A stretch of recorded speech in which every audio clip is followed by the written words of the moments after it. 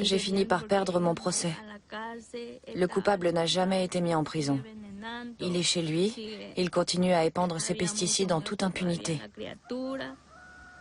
Moi, j'ai tout perdu.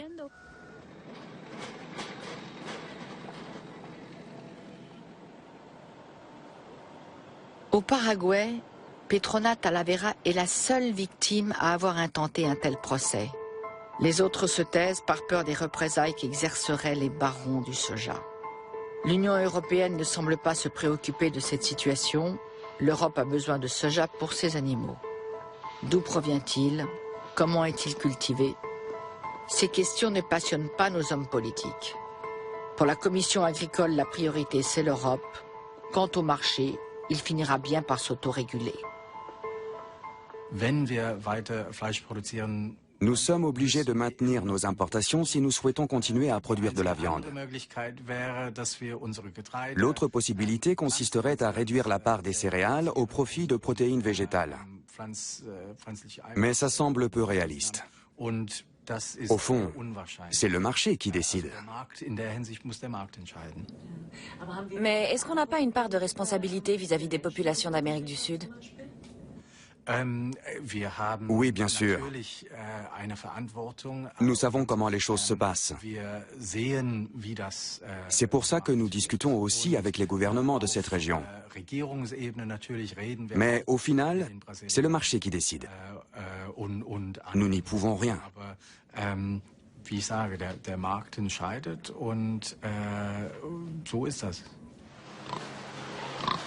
Le marché décide. À nous d'en assumer les conséquences. La demande en viande augmente sans cesse et avec elle l'élevage de masse des animaux, donc les excréments et la consommation de fourrage. Pendant des années, les éleveurs européens ont épandu du lisier dans leurs champs sans le moindre contrôle. Aujourd'hui, la quantité maximale d'azote autorisée est de 170 kg par hectare. Bien difficile à contrôler. Dans certaines régions d'Allemagne, pendant la période de fertilisation des terres, les camions sillonnent des champs à tout moment. Ici, on épand le lisier provenant des fermes allemandes, mais aussi des excédents provenant des Pays-Bas, soit quelques 2 millions de tonnes chaque année. Aux Pays-Bas, le gouvernement a reconnu que les terres agricoles contenaient trop de lisier. En Allemagne, le traitement du lisier reste une activité très lucrative, et tant pis pour les répercussions écologiques. Mais les nappes phréatiques sont contaminées par le lisier. Leur taux de nitrate est très élevé.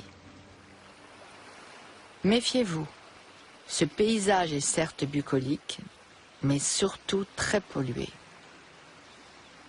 Paul Kröfges et Harald Gulshoff contrôlent régulièrement la qualité de l'eau en Allemagne.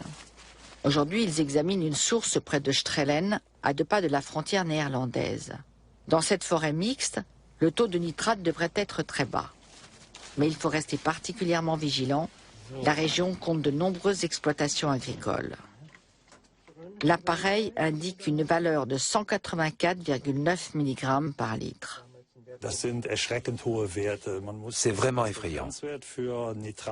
En temps normal, les nappes phréatiques ne contiennent jamais plus de 50 mg par litre. C'est donc une valeur anormalement élevée. Plus de 180 mg par litre, c'est bien au-delà des valeurs habituellement constatées. C'est un niveau totalement aberrant. L'état des nappes phréatiques n'est d'ailleurs pas conforme à la directive cadre sur l'eau. Bref, des mesures d'urgence s'imposent. 184 mg, c'est 18 fois la valeur normale. Des résultats de ce genre, on en retrouve partout où les éleveurs épandent leur lisier. Les causes de ce désastre et leurs conséquences sur les êtres humains sont connues depuis des années. Associées à d'autres substances dans le corps, de telles quantités de nitrate peuvent favoriser l'apparition de substances cancérigènes et donc le développement de certaines formes de cancer. Elles peuvent aussi déclencher des cyanoses chez les enfants en contact avec des eaux contenant de tels niveaux de nitrate. En Allemagne, un tiers des nappes phréatiques contient trop de nitrates. Les directives européennes sur l'eau ne sont pas respectées. Résultat, l'eau potable doit être puisée toujours plus profondément, parfois à plus de 100 mètres. L'élevage intensif a un impact sur la qualité des eaux, mais aussi sur le climat. À l'Institut biologique animal de Rostock, en Allemagne, on s'intéresse de près au rôle que les vaches pourraient avoir dans les émissions de gaz à effet de serre. Les activités agricoles génèrent environ 30% des émissions de méthane. La majeure partie est liée à l'élevage, et plus particulièrement à l'élevage bovin. Les vaches sont en effet responsables d'environ 75% des émissions de méthane d'origine animale. Le méthane est plus dangereux que le dioxyde de carbone et il participe au réchauffement climatique.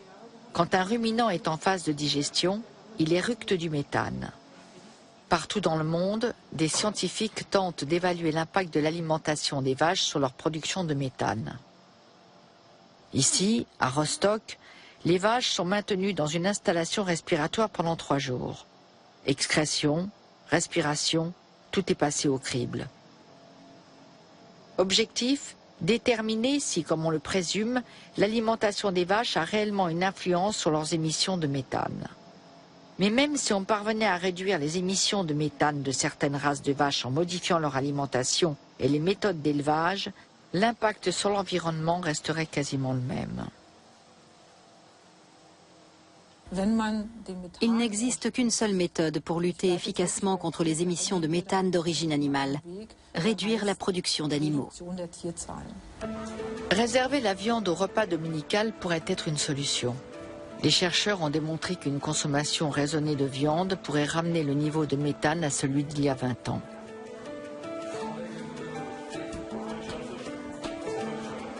Mais malgré le réchauffement climatique, malgré la pollution des eaux et des sols, l'Europe produit toujours plus de viande sans s'inquiéter des conséquences.